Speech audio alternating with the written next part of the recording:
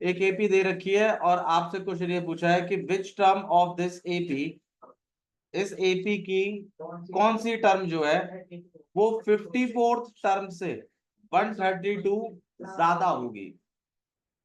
देखिए, which term of this AP will be 132 more than 54th term. बोला है इस एपी की 54 टर्म से 132 ज्यादा कौन सी वाली टर्म होगी। तो आप क्या करिए, आप इस एपी का पहले 54 टर्म निकाल लीजिए, फिर उसमें 132 क्या करा दीजिए प्लस, और उस वाली वैल्यू का क्या निकाल दीजिए रैंक, वो वाली टर्म होगी। क्वेश्चन आपसे ये तो कह रहा है कि इस एपी की 54 टर्म से ज्यादा 130 मतलब 132 ज्यादा कौन सी वाली टर्म होगी, मतलब उस टर्म का आपसे रैंक पूछ रहा है जो 54 टर्म से 132 ज्यादा वैल्यू होगी जिसकी। तो आप 54 टर्म की वैल्यू निकालिए, उसमें 132 क्या करवाइए प्लस, और तब जो वैल्यू आएगी उसका क्या निकाल दीजिए रैंक। ठीक है, तो भाई एपी है आपके पास 3, 15, 27, 39। आप क्या निकालेंगे 54 टर्म पहले, तो A54 निकालेंगे। आप इसको क्या लिख सकते हैं आप A प्लस 53, ए की वैल्यू कितनी है 3 और डी की वैल्यू कितनी है 12। तो यहाँ 3, 12 3 36, 3 ऊपर कैरी गया, और जब आप इनको प्लस करोगे तो आपके पास आएगा 639। ये जो 639 आया ये क्या है, ये 54 टर्म है। आपको क्या बताना है, वो वाली टर्म बतानी है आपको जो 54 टर्म से 132 ज्यादा हो।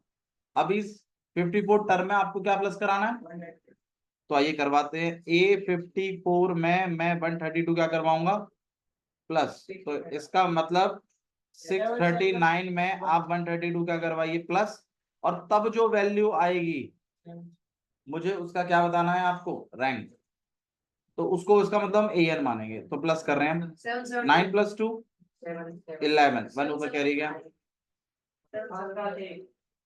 ये ए एन निकल आया। अब मुझे इसका क्या निकाल के देना है आपको रैंक, तो रैंक के लिए तो A N equal to A plus,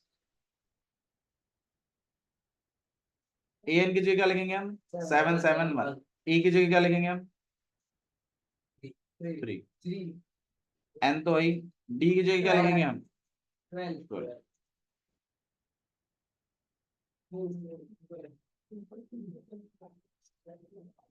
तो यहाँ पे हो जाएगा आपके पास 771 और -3 n-1 और इंटू में 12। हाँ भाई कितना हो जाएगा ये 768 डिवाइडेड बाय 12,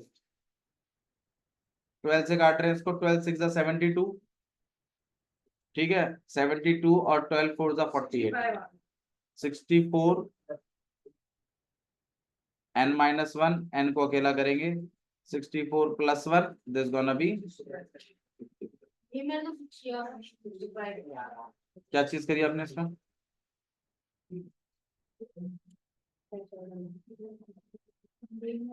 65 रैंक की वैल्यू। ठीक है, अगर आपके पास कोई भी दो एपी हो,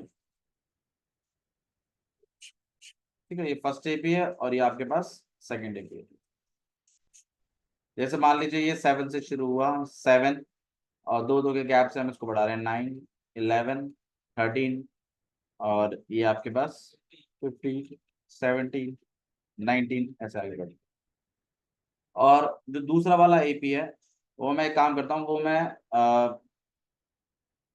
20 से शुरू कर देता है, 20, 22, 24, 26, 28, 30, 30 और सो ऑन। दोनों एपीज में गौर करने वाली बात है कि मैं डिफरेंस जो है वो मैंने दोनों ही केस में सेम रखा हुआ है, दोनों को ही मैं 2 से बढ़ा रहा हूँ, दोनों ही केस सही है। ऊपर भी मैं किससे बढ़ा रहा हूँ 2 से, नीचे भी किससे बढ़ा रहा हूँ 2 से, लेकिन दोनों की स्टार्टिंग वैल्यूज अलग अलग हैं। एक की 7 है और एक की 20 है। अब यहाँ पे कंसेप्ट बनेगा कि अगर दो एपी हो, चाहे स्टार्टिंग वैल्यू बेशक अलग अलग हो, लेकिन अगर डिफरेंस सेम है, आगे बढ़ने की प्रक्रिया सेम नंबर से हो रही है, तो उनकी पहली टर्मों के बीच में जो डिफरेंस मेंटेन हुआ है, वही डिफरेंस किन्हीं भी दो टर्मों को निकाल लीजिएगा, उनमें भी मेंटेन होगा। जैसे 20 और 7 में कितने का डिफरेंस है? 13। अब आप 28 और 15 में डिफरेंस सोचिए। इसी तरीके से 19 और 32 में भी सोचिए। अब यहां से आप एक कंसेप्ट बनाएंगे कि अगर दो एपी हैं जिनका स्टार्टिंग वैल्यू चाहे बेशक अलग है, लेकिन बढ़ोतरी जो हो रही है, जो डिफरेंस क्रिएट हो रहा है, वो सेम वैल्यू से अगर हो रहा है, तो इसका मतलब है कि वही डिफरेंस सारी टर्मों के बीच में मेंटेन होगा। मतलब अगर मेरे को आगे बढ़ाते बढ़ाते कोई बोलेगा ना कि 100वीं टर्मों में डिफरेंस बताओ, तो वो भी कितना होगा? 13 ही होगा। 1000वीं टर्मों में भी डिफरेंस बताओ, तो वो भी कितना होगा? अब इसी पर रख के उन्होंने आपसे एक क्वेश्चन पूछ लिया। देखिए क्वेश्चन क्या पूछा है, बोला है two APs have same common difference. दो एपी हैं जिनका कॉमन डिफरेंस कैसा है? सेम है। The difference between their 100th term is 100। मतलब दो एपी हैं, एक फर्स्ट एपी बना लेते हैं और एक सेकंड एपी बना लेते हैं। ठीक है, इसको हम A1, A2, A3, A4 ऐसे करते हुए कौन सा A100, और ऐसे ही करते करते A1000, क्योंकि इसमें जो बात हो रही है क्वेश्चन में वो 100वीं टर्म की और 1000वीं टर्म की बात हो रही है, तो ऑब्वियसली बात है आपको 100 और 1000 टर्म तो बनानी ही पड़ेंगे। चलिए दूसरा वाला एपी बना लेते हैं।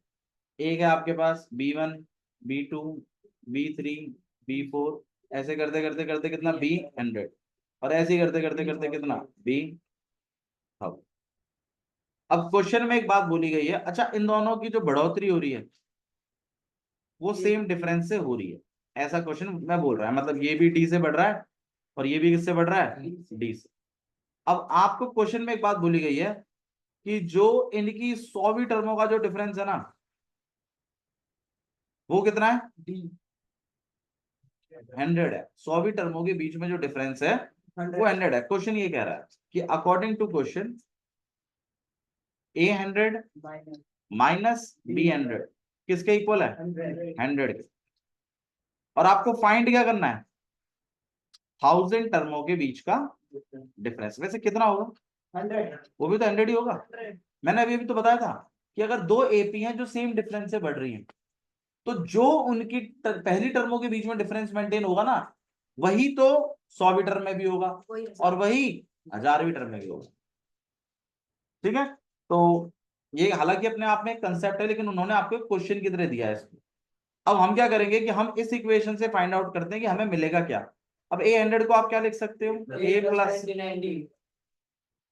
माइनस है, ब्रैकेट तो लगाना पड़ेगा यहाँ पे। B100 को क्या लिख सकते हैं? B plus 99 again D। Second वाले एपी की फर्स्ट टर्म B1 है, तो उसको हम B चला रहे हैं, और यहाँ पे 100। अगर मैं ये माइनस सॉल्व करूं तो कहीं ना कहीं A plus 99D minus B minus equal to में कितना आ जाएगा? 99D से 99D कट गया, A minus B equal to में कितना? 100। मुझे एक बात बताओ, 100वीं टर्मों के 100 डिफरेंस को बोलने से जो मुझे लास्ट में इक्वेशन मिली वो क्या कह रही है? A minus B. A minus B मतलब पहली टर्मों के बीच में डिफरेंस कितना है? 100। वो ये कह रही है। अब आप खुद बताइए 1000वीं टर्म के बीच में डिफरेंस कितना होगा? 100 ही होगा।